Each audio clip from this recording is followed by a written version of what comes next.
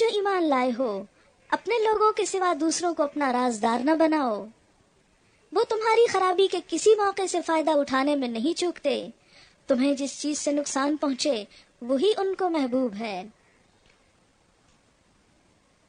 بہت سے لوگ یہ کہتے ہیں کہ اسلام کیوں اتنا ریجڈ ہے کہ غیر مسلموں سے دلی تعلق سے روکتا ہے۔ اس کی وجہ یہاں بتا دی گئی کہ ایسے لوگوں سے تم دلی تعلق اور محبت رکھو گے کہ جن کو تمہارا نقصان، تمہارا تکلیف میں پڑنا مرغوب ہے، پسند ہے، جو انسانیت کے ایسے درجے سے گر جائیں کہ ان کے اندر انسانی حس بھی ختم ہو جائے کہ وہ دوسروں کی تکلیف پر خوش ہونے لگے۔ آج بھی آپ دنیا میں دیکھیں کہ مسلمان خون کس قدر ارزاں ہے۔ فلسطین میں دیکھیں، کشمیر میں دیکھیں، اور بہت سی جگہوں پر آپ دیکھ سکتے ہیں۔ ایسے میں وہ لوگ جن کی طرف ہم سب دوستی کے ہاتھ بڑھاتے ہیں، وہ امن قائم کرنے کی کوشش کیوں نہیں کرتے؟ ان کے دل کا بغض ان کے منہ سے نکلا پڑتا ہے، اور جو کچھ وہ اپنے سینوں میں چھپائے ہوئے ہیں وہ اس سے شدید تر ہے۔ ہم نے تمہیں صاف صاف ہدایات دے دی ہیں، اگر تم عقل رکھتے ہو تو ان سے تعلق قائم کرنے میں احتیاط برتو گے۔ یعنی ظاہری انسانی تعلق تو ہو سکتا ہے، لیکن قلبی گہرا تعلق نہیں کہ جس میں مسلمان اپنے راز ان کو دینے لگیں۔ تم ان سے محبت رکھتے ہو مگر وہ تم سے محبت نہیں رکھتے۔ ایمان والوں کا حال یہ ہوتا ہے، جس کے دل میں اللہ کی محبت ہو، پھر ہو نہیں سکتا کہ اللہ کے کنبے، اللہ کی مخلوق کی محبت اس کے دل میں نہ ہو۔ اپنی اسی صفت کی بنا پر مسلمان ہر انسان سے محبت رکھتا ہے، یعنی انسانیت کے رشتے میں، لیکن فرمایا وہ تم سے محبت نہیں رکھتے، ان کو تو تمہارا نقصان خوش کرتا ہے۔ حالانکہ تم تمام آسمانی کتابوں کو مانتے ہو، لیکن وہ نہیں مانتے۔ جب وہ تم سے ملتے ہیں تو کہتے ہیں کہ ہم نے بھی تمہارے رسول اور تمہاری کتاب کو مان لیا، مگر جب جدا ہوتے ہیں تو تمہارے خلاف ان کے غیظ و غضب کا یہ حال ہوتا ہے کہ اپنی انگلیاں چبانے لگتے ہیں۔ ان سے کہہ دو اپنے غصے میں آپ جل مرو، اللہ دلوں کے چھپے ہوئے راز تک جانتا ہے۔ تمہارا بھلا ہوتا ہے تو ان کو برا معلوم ہوتا ہے، تم پر کوئی مصیبت آتی ہے تو یہ خوش ہوتے ہیں، مگر ان کی کوئی تدبیر تمہارے خلاف کارگر نہیں ہو سکتی، بشرطے کہ تم صبر سے کام لو اور اللہ سے ڈر کر کام کرتے رہو۔ اب مسلمانوں کو دفاع کا طریقہ بتا دیا گیا کہ دو ہتھیاروں سے دفاع ہوگا، ایک صبر ہے، دوسرے تقویٰ ہے۔ صبر کیا ہے؟ نیگیٹو ری ایکشن نہیں، جذباتی فیصلے نہیں، سوچ سمجھ کر احتیاط کے ساتھ قدم اٹھانا زندگی کے ہر معاملے میں، اور تقویٰ یہ کہ اللہ سے ڈرتے ہوئے کوئی کام کرنا کہ کسی بات پر میرا رب ناراض نہ ہو، معاملہ دوست سے ہو یا دشمن سے، اللہ سے ڈرتے ہوئے معاملہ کیا جائے، کیونکہ وہ دیکھ رہا ہے، ساری اس کی مخلوق ہے۔ اگر کسی کافر پر بھی ظلم کیا تو وہ دیکھ رہا ہے اور اس کا بدلہ دینا ہوگا۔ ان اللہ بما یعملون محیط، جو کچھ یہ لوگ کر رہے ہیں اللہ اس پر حاوی ہے۔ اب جنگ احد پر تبصرہ ہے۔ پیچھے مسلمانوں کو وحدت کی تعلیم دی گئی تھی، جنگ احد میں مسلمانوں کے اندر کسی بات پر اختلاف ہو گیا اور جیتی ہوئی جنگ ہار گئے۔ یہ واقعہ اب بطور مثال پیش کیا جا رہا ہے کہ اگر تم اتفاق اور اتحاد سے نہیں رہو گے تو نقصان اٹھاؤ گے۔ جیسے اللہ کے رسول صلی اللہ علیہ وسلم کے موجود ہوتے ہوئے، صحابہ کے درمیان ہوتے ہوئے، صحابہ کے آپس کے اختلاف نے انہیں نقصان دیا، تو آج بھی امت اگر باہم لڑے گی تو کبھی کامیاب نہیں ہو سکتی۔ وَإِذْ غَدَوْتَ مِنْ أَهْلِكَ تُبَوِّئُ الْمُؤْمِنِينَ مَقَاعِدَ لِلْقِتَالِ۔ اے پیغمبر صلی اللہ علیہ وسلم، مسلمانوں کے سامنے اس موقع کا ذکر کرو جب تم صبح سویرے اپنے گھر سے نکلے تھے اور احد کے میدان میں مسلمانوں کو جنگ کے لیے جا بجا مامور کر رہے تھے۔ اللہ ساری باتیں سنتا ہے اور وہ نہایت باخبر ہے۔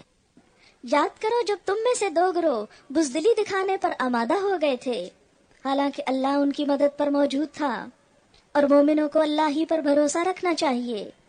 آخر اس سے پہلے جنگ بدر میں اللہ تمہاری مدد کر چکا تھا، حالانکہ اس وقت تم بہت کمزور تھے، لہذا تم کو چاہیے کہ اللہ کی ناشکری سے بچو، امید ہے کہ اب تم شکر گزار بنو گے۔ جنگ بدر میں مسلمانوں نے صبر اور تقوی سے کام لیا، باہم متحد رہے تو دشمن کے مقابلے میں کم ہونے کے باوجود جیت گئے، صرف 313 سے میدان کا رخ بدل گیا۔ لیکن احد میں تعداد زیادہ ہونے کے باوجود ناکام ہو گئے، کیونکہ وہ بیسک کوالٹیز موجود نہ تھیں۔ یاد کرو جب تم مومنوں سے کہہ رہے تھے، کیا تمہارے لیے یہ بات کافی نہیں کہ اللہ 3000 فرشتے اتار کر تمہاری مدد کرے؟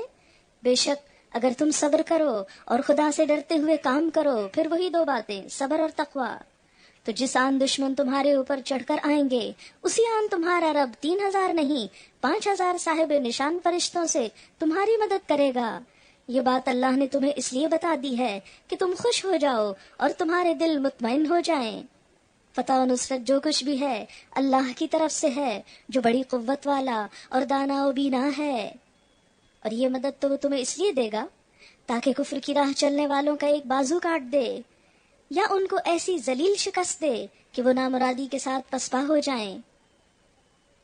اے پیغمبر صلی اللہ علیہ وسلم، فیصلے کے اختیارات میں تمہارا کوئی حصہ نہیں، اللہ کو اختیار ہے، چاہے انہیں معاف کر دے چاہے سزا دے، کیونکہ وہ ظالم ہے۔ زمین اور آسمانوں میں جو کچھ ہے اس کا مالک اللہ ہے، جس کو چاہے بخش دے، جس کو چاہے عذاب دے، وہ معاف کرنے والا اور رحیم ہے۔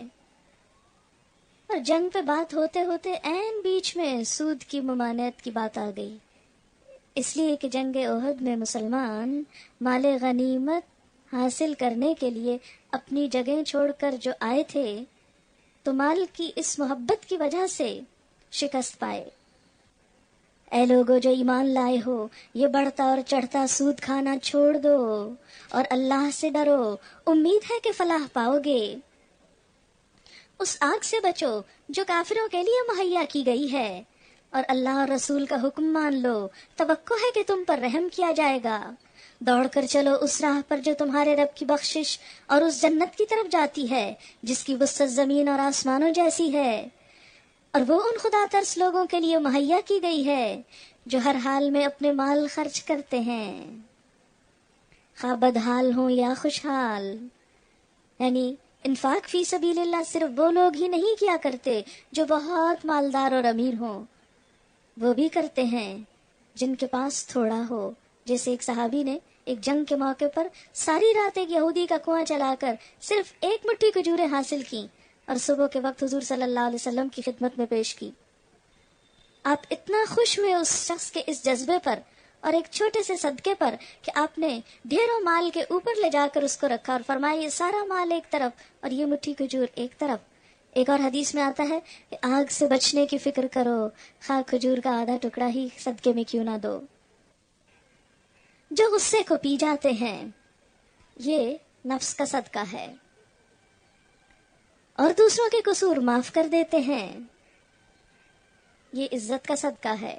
ایسے نیک لوگ اللہ کو بہت پسند ہیں، اور جن کا حال یہ ہے کہ اگر کبھی کوئی فحش کام ان سے سرزد ہو جاتا ہے یا کسی گناہ کا ارتکاب کر کے وہ اپنے اوپر ظلم کر بیٹھتے ہیں، تو فوراً اللہ انہیں یاد آ جاتا ہے اور وہ اس سے اپنے قصوروں کی معافی چاہتے ہیں۔ اللہ کے پسندیدہ بندے استغفار کرنے میں، اپنے گناہوں کی معافی چاہنے میں کبھی دیر نہیں کرتے، یعنی جو ہی گناہ ہوتا ہے، ضمیر ملامت کرتا ہے، فوراً اللہ کے حضور حاضر ہو کر شرمسار ہو جاتے ہیں، گناہوں کی معافی مانگتے ہیں۔